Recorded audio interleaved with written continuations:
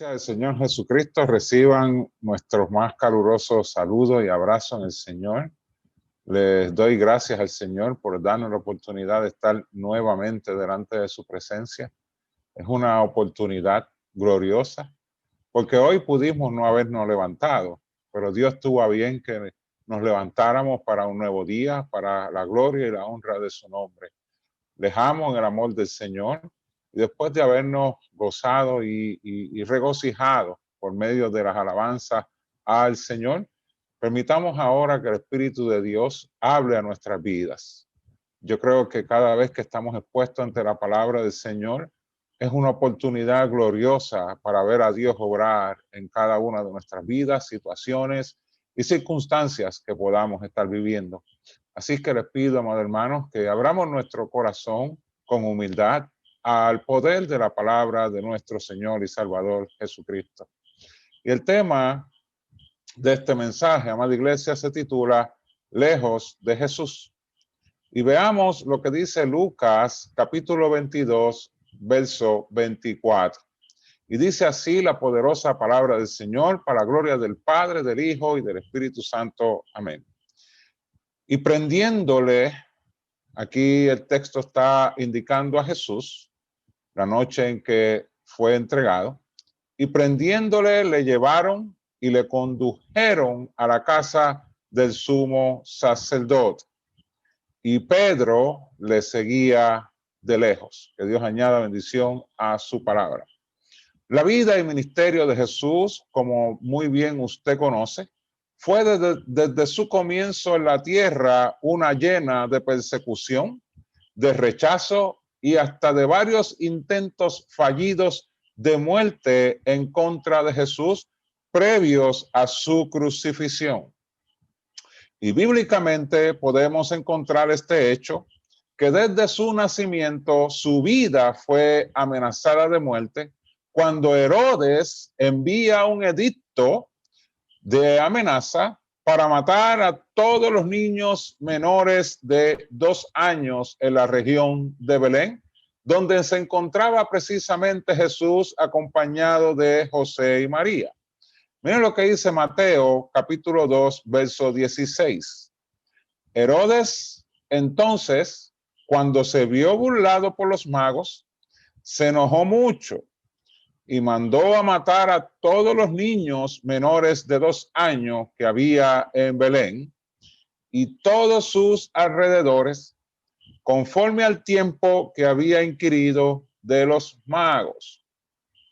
Así que este acontecimiento, entre otros que la Biblia registra acerca de los sucesos y circunstancias difíciles que desde niño rodearon la vida de Jesús, pero que a su vez Jesús tuvo que enfrentar, destacan y revelan cómo fue la vida y ministerio terrenal de nuestro Señor y Salvador Jesucristo. Hasta el punto preciso que se da el desenlace de su vida en la tierra a través de su camino a la cruz. Estuvo rodeado y marcado por situaciones bien difíciles, porque usted, yo no sé si ha estado en un momento dado de su vida donde ha temido por su muerte, pero Jesús enfrentó esto previo a su crucifixión desde niño. Así que entiendo que tuvo que haber sido un poco complejo y difícil enfrentar todas estas situaciones como Jesús, nuestro Señor, las enfrentó. Ahora bien, les pregunto, amado hermano, y yo no sé si usted se ha hecho esta pregunta a usted en lo personal, pero ¿qué vida esperan vivir los creyentes que desean seguir a Cristo? Repito, ¿qué vida esperan vivir los creyentes que deciden seguir a Jesucristo? Y digo esto porque hay muchos creyentes que no siguen a Jesucristo. Muchos creen en Él, pero no están dispuestos a seguirlo. Pero, ¿qué vida esperamos nosotros como cristianos vivir al seguir a Jesucristo? En el texto base de este mensaje podemos ver la ilustración del preciso momento donde Jesús es arrestado por su misma gente, uno de sus discípulos es quien lo entrega a la turba del sumo sacerdote. Así que en ese mismo momento, Jesús también enfrentó un sinnúmero de acusaciones contra él, en donde todas eran falsas en su contra. En el mismo, Jesús mismo, en el Sermón del Monte, advierte a todos aquellos que desean seguir a Jesús y a sus discípulos cuando les dice: bienaventurado cuando por mi causa os vituperen y os persigan y digan toda clase de mal mintiendo. Mateo 5, verso 11. Así que Jesús está consciente de lo que implica seguirlo a él, y él está también compartiéndole a sus discípulos esta realidad. Pero él destaca una palabra importante: bienaventurado cuando por mi causa os vituperen. O sea, dichosos aquellos que son vituperados o padecen oprobio por seguir a Cristo. O sea, esos están dando testimonio de que están andando en la verdad. Seguir a Cristo en un mundo que es contrario a él, amada iglesia, es como literalmente nadar en contra de la corriente. Y yo no sé si usted ha estado en esa circunstancia donde ha tenido que nadar en contra de la corriente. Y créame que eso no es nada fácil. Es una tarea donde se requiere mucho esfuerzo para poder mantenerse al ritmo de ir en contra de la corriente, porque de no ser así, amada iglesia, la fuerza que tiene la corriente es sumamente poderosa para arrastrar a cualquier persona. Así que seguir a Cristo literalmente es como ir en contra de la corriente, y nos vamos a tener que forzar en la vida cristiana para no ser arrastrado por las corrientes de este mundo. Vamos a tener que permanecer anclados en la poderosa palabra de Dios, de manera que nos podamos mantener firmes ante las fuerzas de la corriente secular. Pero no solamente vamos a tener que estar anclados en la palabra del Señor, sino también vamos a tener que perseverar, amado hermano, en una vida de oración.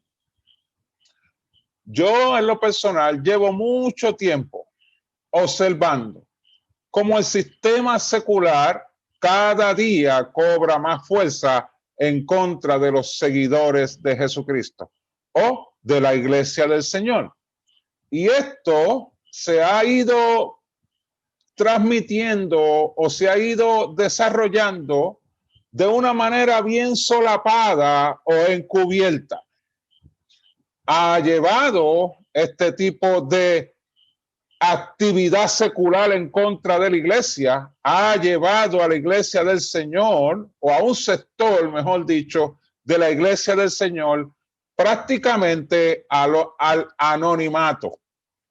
O sea, la persecución o el entorno secular ha llevado a una parte o a un gran sector de la iglesia a el anonimato o a ocultarse, lamentablemente. Cuando la iglesia fue llamada a ser luz y sal de la tierra.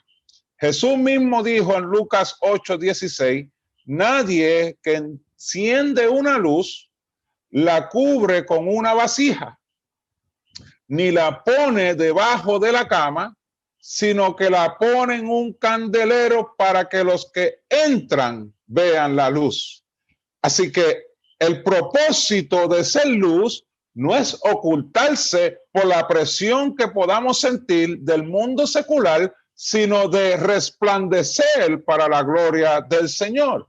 Eso es el propósito de ser luz. Mas, sin embargo, esa no es la realidad que se ha estado observando por mucho tiempo. La iglesia ha caído en un punto de estar en el anonimato, oculta, cuando Jesús mismo la llama luz de la tierra.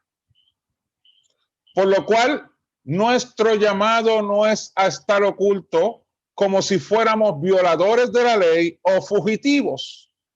sino nuestro llamado, amada iglesia, es a resplandecer en un mundo lleno de tinieblas a través del mismo mensaje del evangelio. Y no se confunda, amado hermano. Yo sé que usted no vive ocultándose, pero sí puede que esté ocultando su fe por la presión que pueda estar sintiendo en el mundo secular, o por lo que oye o escucha acerca de la fe cristiana. Hay muchas cosas acontecimiento en este mismo momento a la iglesia, y muchas de esas noticias llegan a nuestros oídos, y créame, hermano, tienden a crear cierta presión al cristiano o cierta circunstancia en donde no sabemos cómo nos podemos dirigir. Así que el ataque a la iglesia del Señor Jesucristo crece de manera vertiginosa cada día en todo el mundo. Eche un ojo al mundo que nos rodea y usted se dará cuenta de lo que yo le estoy diciendo. Hay un término que está cobrando fuerza en nuestro sistema social que se llama la intolerancia secular. Y esto lo que quiere decir es la idea de que hay que erradicar la expresión, escuche bien, la intolerancia secular lo que significa es la idea de que hay que erradicar la expresión cristiana de la vida pública e imponer un secularismo ateo. Mire, hermano, para usted predicar en algunas plazas de nuestro país, usted tiene que pedir un permiso en la oficina gubernamental o municipal, cuando muchas veces ese permiso era concedido sin ningún tipo de problema. Pero hoy en día se nos están negando las plazas para predicar el evangelio, amado hermano. Yo recuerdo cuando yo era un adolescente, yo veía en casi todas las esquinas del lugar o de mi comunidad personas predicando el evangelio, siendo luz y sal de la tierra. Créame, hermano, que ya ese tipo de movimiento cristiano y exposición de la palabra del Señor ya escasea en nuestro tiempo. Esta era en la que vivimos es una de las más seculares jamás visto en la historia de este mundo. Usted puede apreciar cómo se ha estado excluyendo a Dios de las instituciones académicas, entre otras. Y como iglesia no podemos ignorar lo que ya Jesús nos había hablado desde hace más de 2000 años, cuando él mismo le dice a su iglesia en el libro de Juan, capítulo 15, verso 20. Acordaos de la palabra que yo os he dicho. El siervo no es mayor que su señor. Si a mí me han perseguido, también a vosotros os perseguirán.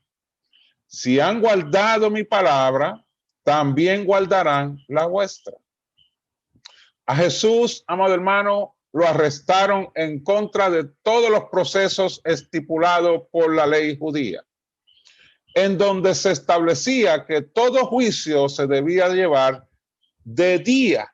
Todo proceso del juicio tribunal, hablando del tribunal, se debía de llevar a cabo de día.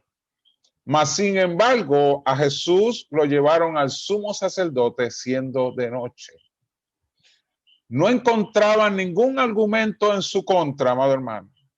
Todo lo que decían de él era falso.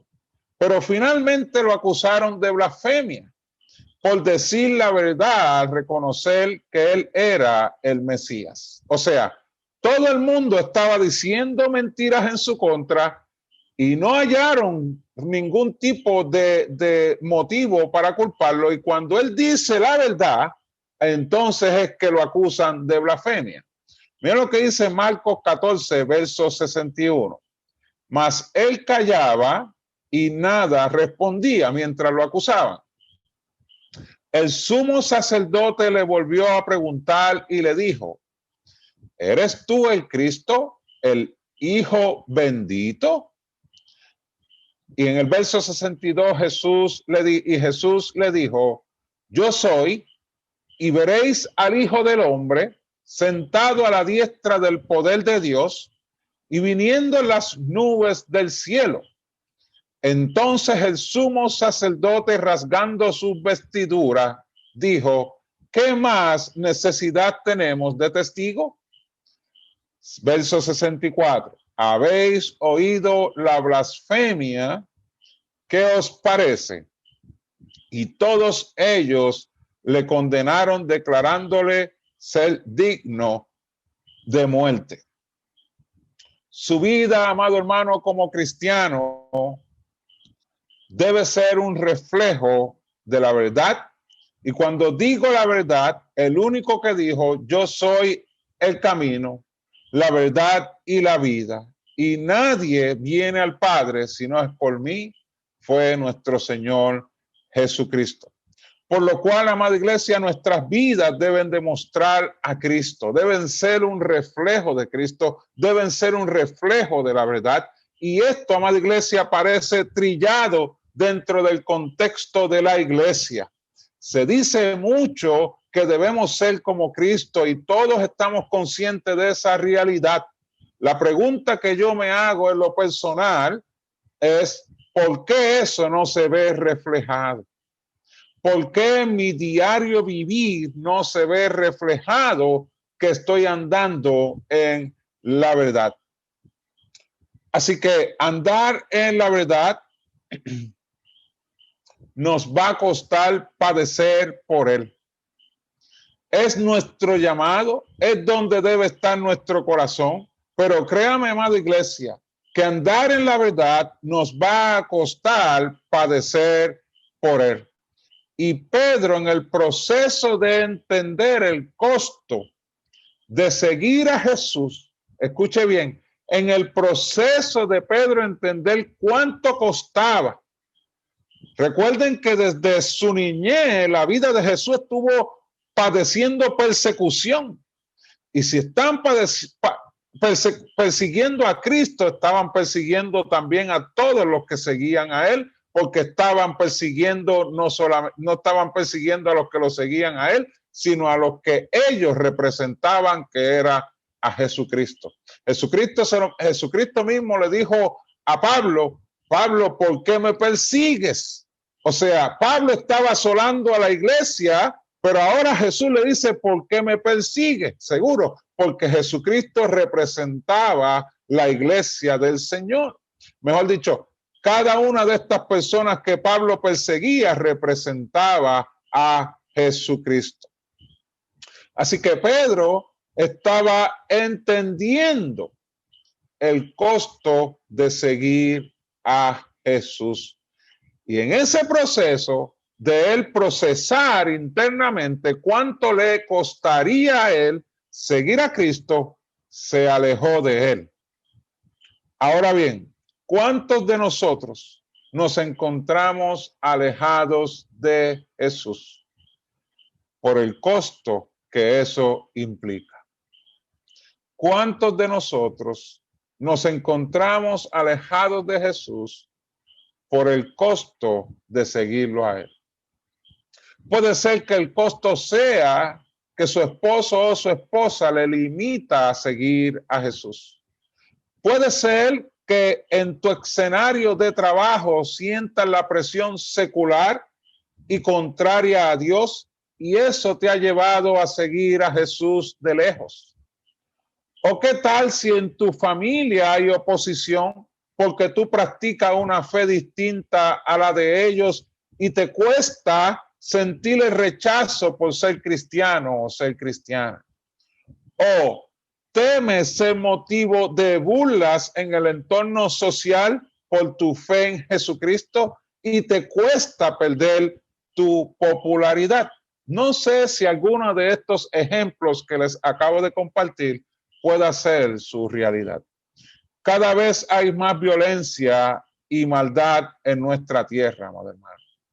Nuestros jóvenes y nuestros niños están a merced de la calle y de lo que allí puedan encontrar. Pero, ¿y la iglesia dónde está? ¿Dónde está la iglesia en medio del tumulto y de la ola que estamos viviendo socialmente en cuanto a la criminalidad? ¿Dónde está la iglesia? Entretenidos en sus hogares, y la excusa podría ser la pandemia. Pero la verdad es que estamos como Pedro, siguiendo a Jesús de lejos. Aún estamos comprometidos con el mundo. Y quiero aclarar algo. Puede ser que usted esto no le aplique. No se sienta aludido. Solamente estoy hablando de manera general. Puede ser que usted como persona esté totalmente sumergido y comprometido con Dios. Pues tranquilo o tranquila, esto no es para usted. Pero el que este mensaje le esté creando conciencia, es tiempo, amada iglesia, de despertar. Aquellos jóvenes hebreos no les importó que los quemaran vivos en presencia de toda la multitud a causa de su fe. Ellos prefirieron ir a aquel horno de fuego ardiendo 4 veces más antes que doblegarse ante los ídolos de este mundo. A David no le importó perder su vida al enfrentar a Goliat por causa de su fe. Ruth abandonó a sus dioses falsos para seguir al Dios verdadero. Ninguno de estos hombres y mujeres estaban comprometidos con el mundo, sino con el Dios de los cielos. No había nada que los pudiera intimidar o llevarlos a que su fe menguara. Su corazón estaba en Dios. Dios sigue hablándole a su pueblo e iglesia, y solo aquellos que tengan la sensibilidad escucharán su poderosa palabra para seguir su voluntad. Dios, amado hermano, quiere ser el Dios de tu casa, el Dios que tú honres en tu trabajo, el Dios que tú honres en todos tus caminos y estilo de vida. Quiere ser aquel a quien tú y yo pongamos primero siempre, porque hay momentos que puede ser que hemos amado más nuestros caminos que a Dios. Y esto debe de cambiar, amado hermano, porque Dios no comparte su gloria con nadie. Fuimos libertados de la potestad del enemigo, y esto incluye el poder del temor, y trasladados al reino de su amado Hijo. Eso dice la palabra santa de Dios. Por lo cual, amado hermano, no debe haber temor en el corazón, sino gozo para servirle al Dios vivo, por medio de una vida de oración y piedad, viviendo bien cerca de Jesucristo, tan cerca, amada iglesia, que nos parezcamos a Él. Mateo 11:6 dice: bienaventurado es el que no halle tropiezo en mí. No importa cuán grande es la presión. Lo que en realidad importa es dónde está la presión. Sea si viene entre Dios y yo, o si me dirige más cerca de su corazón. Esto lo dijo Howard Taylor.